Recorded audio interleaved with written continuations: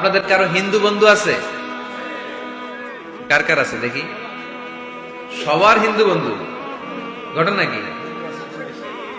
এলাকার নাম কি? ও দেবদুয়ার। মাশাআল্লাহ, দেবদুয়ার।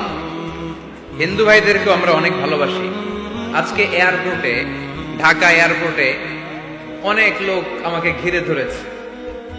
সবার কথা হচ্ছে ইউটিউবে হুজুর আপনারা দেখি।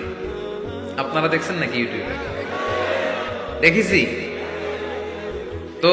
এক হিন্দু আসছে, এসে কানে কানে বলে, হুজুর আমি হিন্দু, আমি আপনার আলোচনা শুনি, আমি আপনার সাথে একটা ছবি তুলতে চাই। কেন? বলতেছে এটা স্মৃতি হিসেবে রাখতে চাই। তো এটা আমাদের সৌভাগ্য, ঠিক কিনা?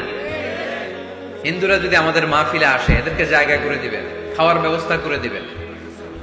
অনেক আসছে, হ্যাঁ, ভিতরে।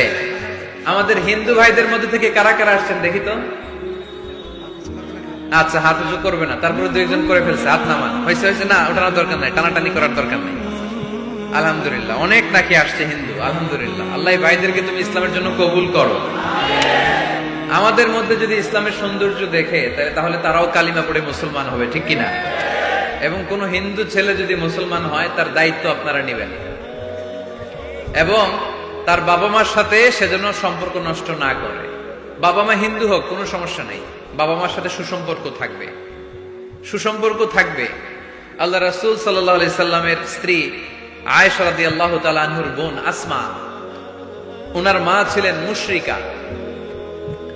তখন মুশরিকা ছিলেন, এসে আল্লাহ রাসূল সাল্লাল্লাহু আলাইহি ওয়াসাল্লামকে বললেন, ইয়া রাসূলুল্লাহ, আমার মা তো মুশরিকা, আমি তো কালিমা পড়ে মুসলমান হলাম, আমি কি মায়ের সাথে ভালো আচরণ করব নাকি কথা বলবো না? বিষ্ণু সাল্লাল্লাহু আলাইহি ওয়াসাল্লাম বললেন, খবরদার, সিলিহা, হোক মুশরিক হোক কাফের, সে তোমার মা। লাউ কাতাআতা জিলদাক, যদি তোমার চামড়া কেটে মাকে পায়ের জুতা বানিয়ে দাও, ওই যে এক ঢোক দুধ খেয়েছিলা, ওই এক ঢোক দুধের শোধ আদায় হবে না। খবরদার, মায়ের সাথে ভালো আচরণ করো। তো কোন হিন্দু ভাই যদি মুসলমান হন, কোনো অসুবিধা নাই, আপনার আব্বা আম্মার সাথে সুসম্পর্ক রাখবেন, আত্মীয়দের সাথে সুসম্পর্ক রাখবেন। তবে মুসলমানদের মধ্যে থেকে যারা আপনারা পয়সাওয়ালা, ফ্যাক্টরির মালিক, বিজনেসের মালিক, তাকে কর্মসংস্থানের ব্যবস্থা করে দিবেন। We have to extend hour helping hand to him. সাহায্যের হাত বাড়িয়ে দেওয়ার দরকার আছে না নাই? এজন্য তাদেরকে নিয়ে আসবেন বেশি। আমরা চাই আমাদের ইসলামের কথা শুনে, ইসলামের সৌন্দর্য দেখে, বিউটি দেখে তারাও কালিমা পড়ে মুসলমান হোক, ঠিক কিনা?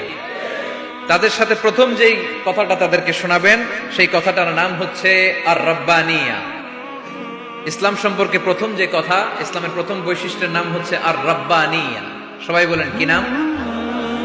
মানে এটা রবের দেয়া ধর্ম। তাকে বুঝাবেন, ভাই তোমরা অনেকের ইবাদত করো, অনেকের পূজা করো, এবং তোমাদের এত এত দেবতা যে অনেকের নামও তোমরা জানো না, ঠিক কিনা?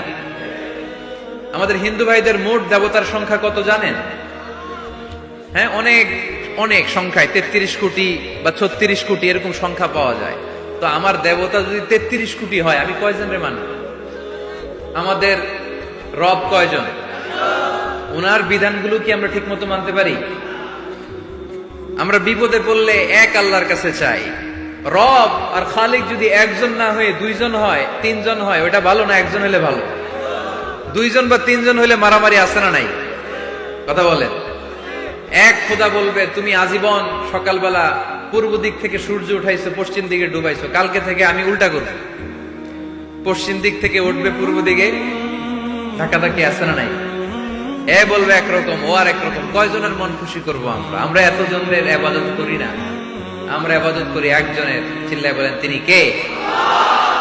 আমরা ঘোষণা দেই, কুল হুয়াল্লাহু আহাদ, আল্লাহুস সামাদ, লাম ইয়ালিদ ওয়া লাম ইউলাদ ওয়া লাম ইয়াকুল লাহু কুফুয়ান আহাদ। পড়েন সুবহানাল্লাহ।